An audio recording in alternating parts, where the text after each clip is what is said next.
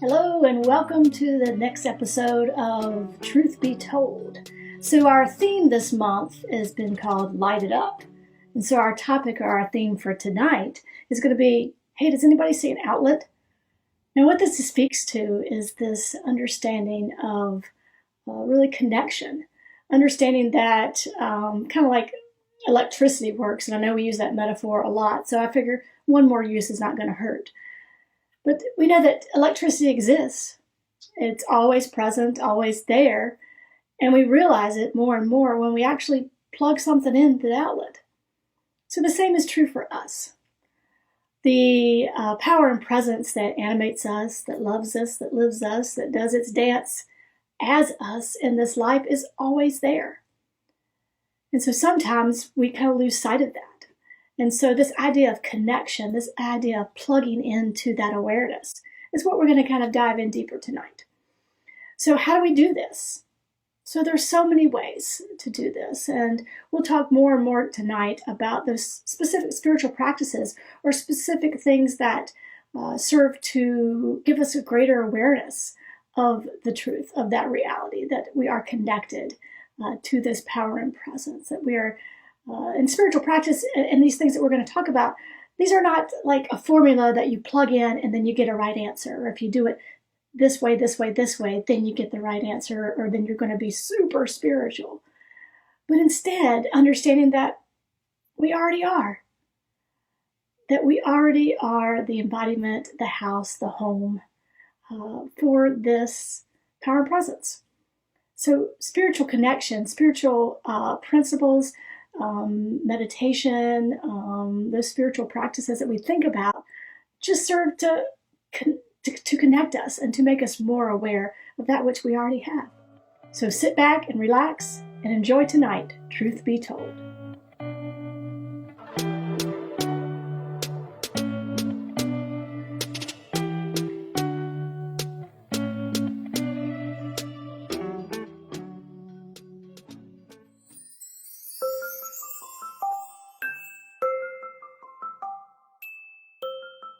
Welcome to story time.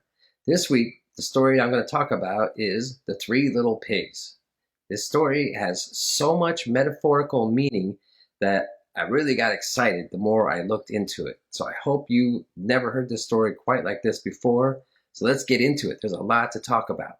So the spiritual symbolism starts right at the very beginning. The mother sends the three little pigs out into the world to make their way.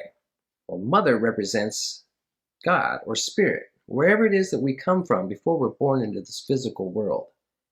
The three little pigs, the first thing they do in the story is they build their houses. Houses in metaphysical or spiritual interpretation of symbols represents our inner awareness or our state of consciousness. The first two pigs build their houses out of straw and sticks. They do it pretty quickly and without a whole lot of care. They're superficial at best. The third pig, however, built its house out of bricks and cement. It takes its time. The bricks and the mortar represent the spiritual practices of meditation, introspection, affirmative prayer, and contemplation. It builds its spiritual inner state very solid and very intentional. Now, what are the houses here in the story to protect us from? Well, they're to protect from the big bad wolf. In real life, we don't have to worry about big bad wolves anymore, but our bodies still have that same fight or flight response that goes all the way back to the days of the saber-toothed tiger.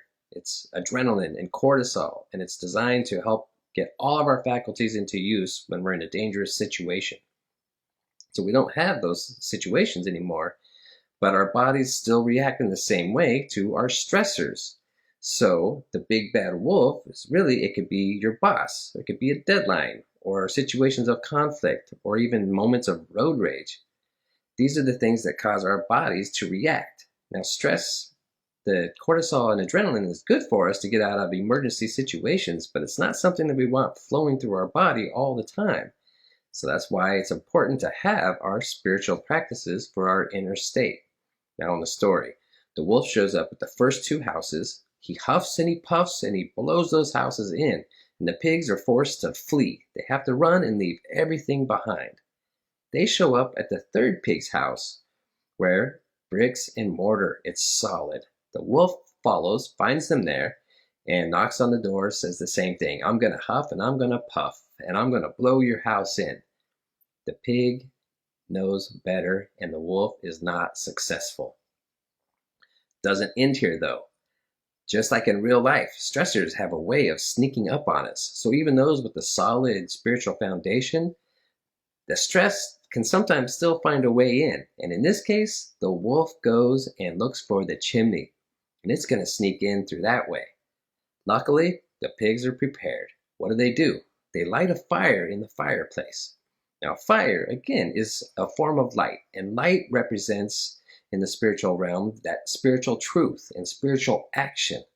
So it's a very powerful form of light because it's fire, it's dynamic. That added practice also represents amping up our game. So in moments of stress, where we're taking on more than we're used to, that's when we have to double down on our spiritual practices. There's a Zen saying that says, I should meditate for at least 1 hour every day, unless I'm too busy, and then I should meditate for 2. This was what it means. We have to double down and take that added self-care, whatever it is that helps us keep the stress at bay in those moments where it arises. The pigs also add a giant pot of water over the fire. They get some boiling water, so when the wolf comes down, it falls into the pot, gets boiled, cooked, and becomes supper for the pigs. So this is also showing us that the stressors, the things in life that cause some to crumble, run, and flee, in this case, actually end up becoming food. They bring spiritual growth, and it's a positive thing. So what was a curse in one actually goes on to be a gift for the other. So we see how important it is that we keep ourselves strong and we double down when we need it. One last thing to take of note is that the one pig who had a great spiritual practice and foundation was enough to shelter 2 others. So in real life, this is important of how we show up. When we take our practice, we get our own spiritual growth from it, but it also helps the community at large. So we have to do our part. So now that you know this, go build your spiritual house and maintain it. And for tips on how to do that, keep following Soul Evolution Collaborative, because that's what we're all about. Hope to see you next week.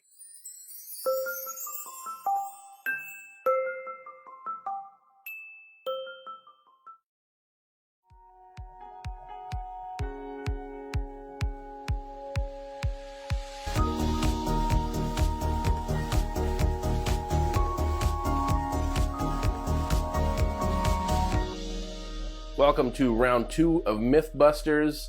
The month of December, we're talking about the theme Light It Up, and this week is Do You See an Outlet Anywhere? Where we are talking about some spiritual practices to plug back in. Get it? Outlet, plug it in. Yeah, funny. I know. The first myth this week is no pain, no gain. This one's always fun to talk about because it addresses that old topic of just tough it up and kind of muscle your way through whatever it is. It doesn't last very long before you realize that's just kind of a load of crap. Obviously, it's very easy to have a lot of gain without any pain. Pain is actually a really good signal for us when we're paying attention. If we listen to our body, if we find there is pain, it is either a motivator or it's trying to tell us something. So it's either motivating us to do something, motivating us to not do something, or there's something wrong. So pain is actually a really good signal for us to pay attention to.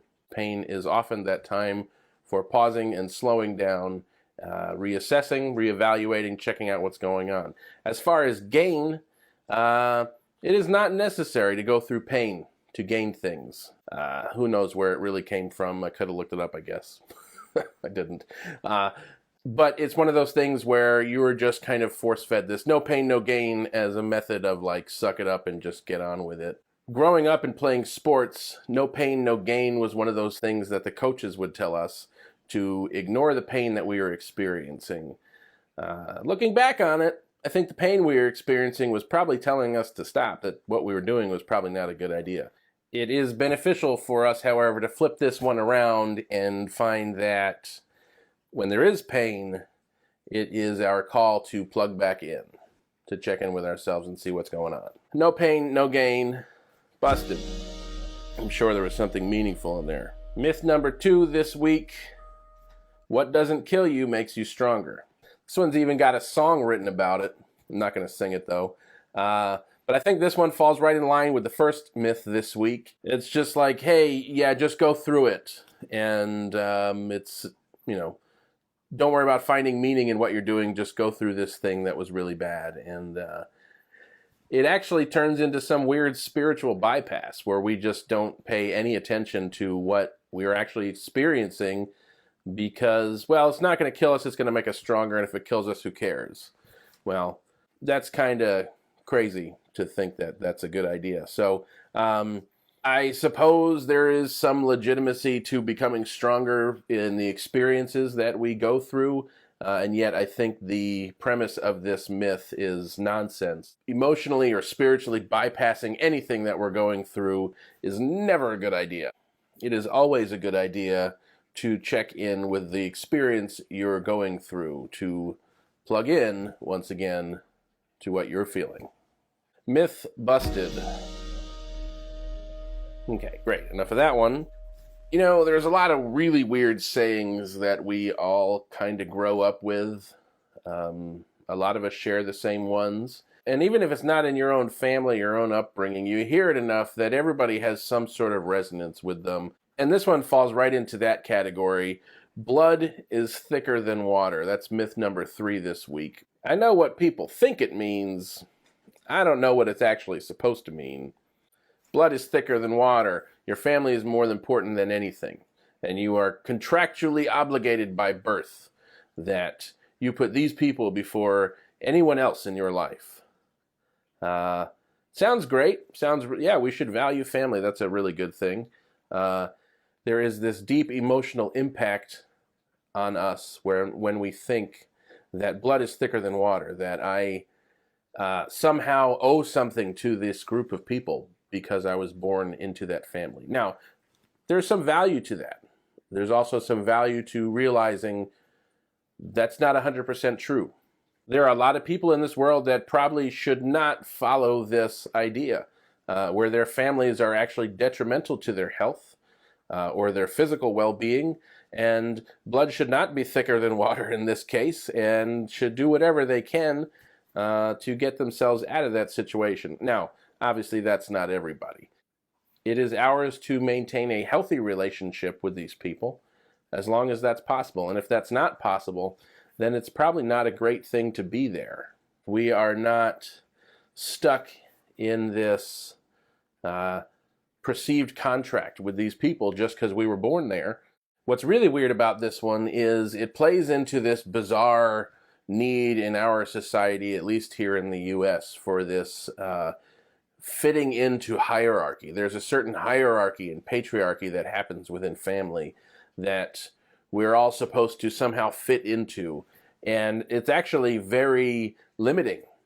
It may be necessary at times when we're growing up in things, but as adults, so many of us hang on to those same limitations throughout our lives, even to death, that limit us. And letting go of those limitations it can be really helpful and is probably a really good idea. This one is a little bit more elaborate than the first two, that there is some legitimacy here. There is some strength to the idea that your family hopefully will be there for you no matter what. Other people may or may not, but there is also just as much strength in a chosen family than there is in a given family. So I'm going to call this one half busted, because there is some truth here some of the time. There is truth in this. And for the times that there is not, it may be more important for this myth to be busted. But either way, if you choose this myth, make sure that it is that. It is a choice, and it is not something that we have just blindly inherited. Myth busted.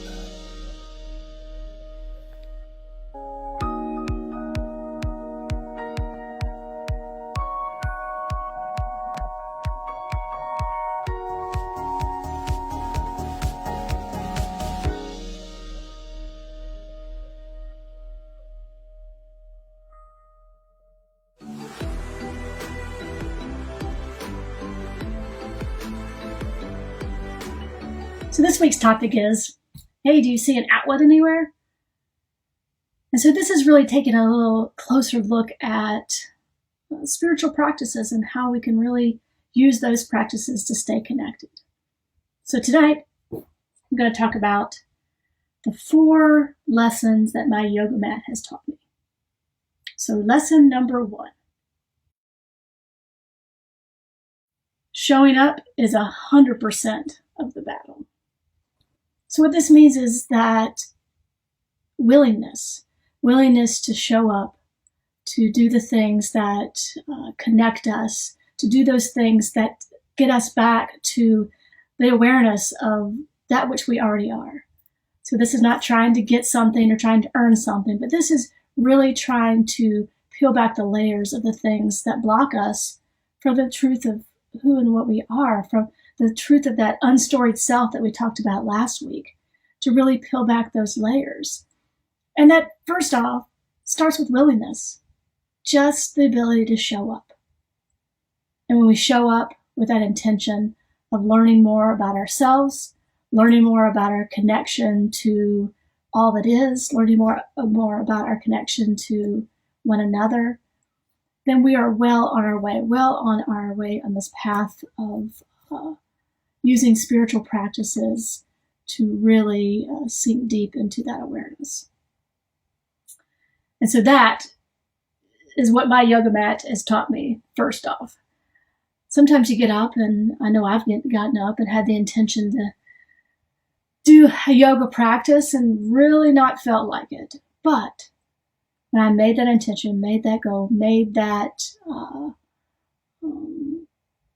promise with myself that this is something that I was going to do, to set my day off right, to learn a little bit more about myself, more about my breath, more about my body and the things that serve it and nurture it. Just showing up, getting on that yoga mat day after day, some days not feeling like it, but just being willing, being open to show up and to see what the universe has to offer.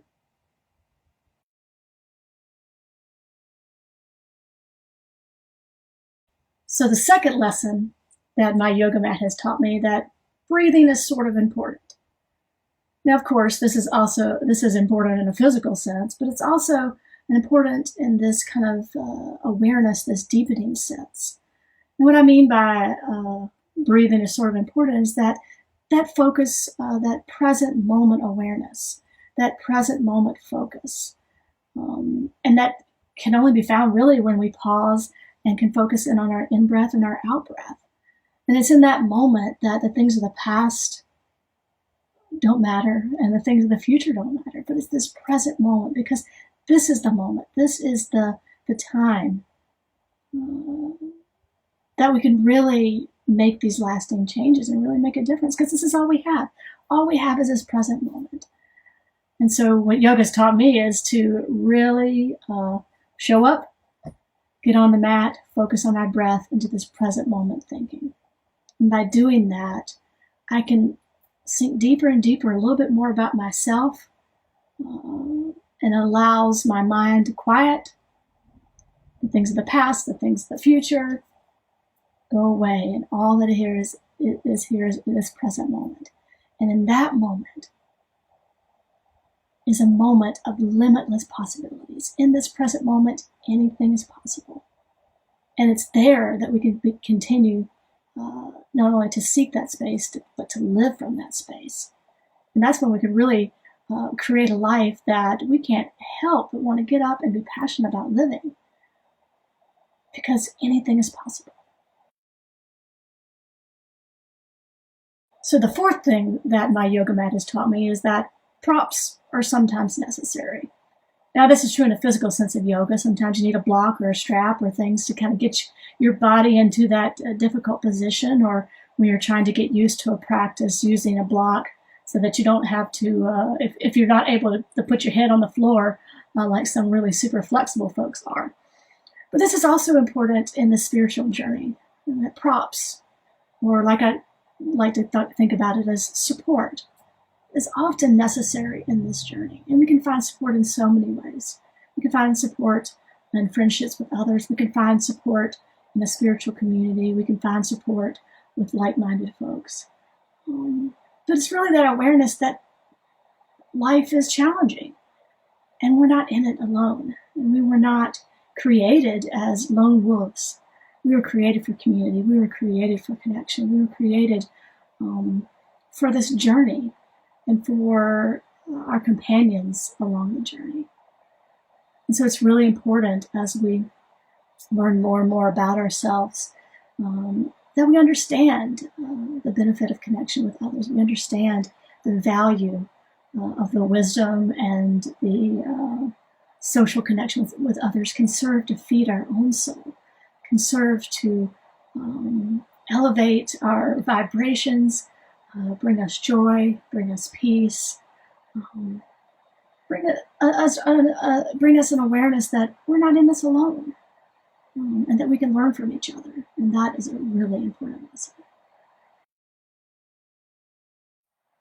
And the fourth and final lesson my yoga mat has taught me is that practice makes more practice. I know that sounds a little bit different from the whole practice makes perfect adage, but in essence, practice makes more practice. And the spiritual path is this journey to this greater awareness of the truth of who and what we are. It's not a destination. That the growth and transformation is not getting somewhere and then being done. But the joy and the growth and the transformation that we experience is the journey itself. And so those little things that we learn along the way. And so not being caught up in some sort of end goal of some sort of spiritual enlightenment or awakening, but understanding that each and every day we show up. Each and every day we are willing.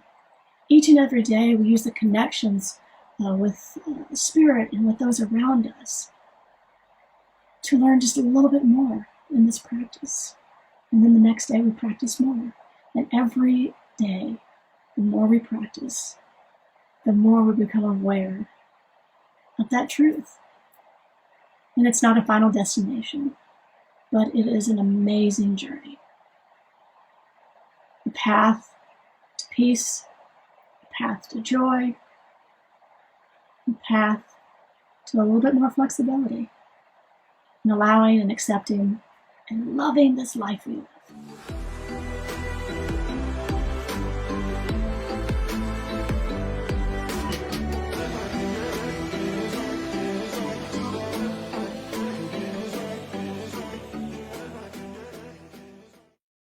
Thank you for being here, and an even bigger thank you for watching it to the end. It's our hope that this has brought you some things to think about. If you would like to dive in deeper, join us in conversation on Thursday night. We will explore these topics and whatever else might come up. If this message resonates with you, please click like, share, and join our Facebook community, and sign up for our newsletter on soulevolutioncollaborative.org. This is just the beginning, and we are excited to bring this philosophy to the masses. Be on the lookout for videos, classes, workshops, and eventually in-person gatherings. The Soul Evolution Collaborative is supported and made possible by people like you. If you feel called to pay it forward, like those who have come before us, feel free to donate by clicking the donate button or visiting soulevolutioncollaborative.org and finding the donate link on our website. As an outreach of the Orlando Center for Spiritual Living, all donations are tax deductible and greatly appreciated. We'll see some of you on Thursday night at 7. Check out our website for more details on how to join. Everybody else, we'll see you next week.